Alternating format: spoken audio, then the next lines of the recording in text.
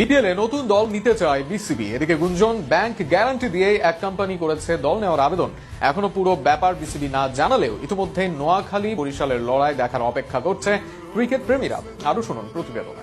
2026 সালে Bangladesh premier league আসরে এক নতুন চমকের ইঙ্গিত পাওয়া যাচ্ছে। গুঞ্জন উঠেছে প্রথমবারের মতো নোয়াখালী থেকে আসতে পারে একটি নতুন ফ্র্যাঞ্চাইজি দল।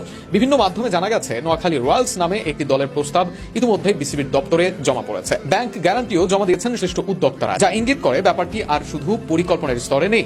তবে এই ব্যাপারে এখনো বিসিবি থেকে সত্যতা জানা যায়নি। তবে শোনা যাচ্ছে এই ফ্র্যাঞ্চাইজির পেছনে রয়েছেন যুক্তরাজ্যে বসবাসকারী নোয়াখালীর গর্ব চাটখিল উপজেলার উত্তর সাদুরখিল গ্রামের কৃতি সন্তান আহমেদ জামিল বাদল। সায়েন্স গ্লোবালের কর্ণধার বাদল ইতিমধ্যে লন্ডনে ডিস্ট্রিক্ট কাপে নোয়াখালী প্রতিনিধিত্বকারী টিমের পৃষ্ঠপোষকতা করে নিজের আগ্রহের প্রমাণ দিয়েছেন। এবার তার বড় স্বপ্ন বিপিএল এর নিজ জেলা নোয়াখালীকে মাঠে দেখা।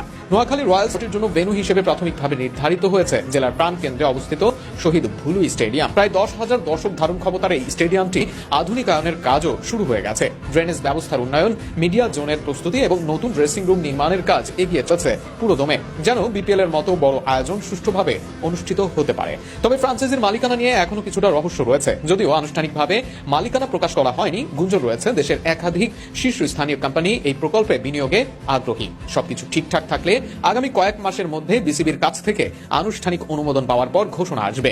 নোয়াখালী থেকে বিপিএল এ একটি দল দেখা শুধুমাত্র খেলার মাঠে অংশ নেওয়ার বিষয় নয়, এটি নোয়াখালীবাসীর জন্য এক আবেগ, এক গর্ব।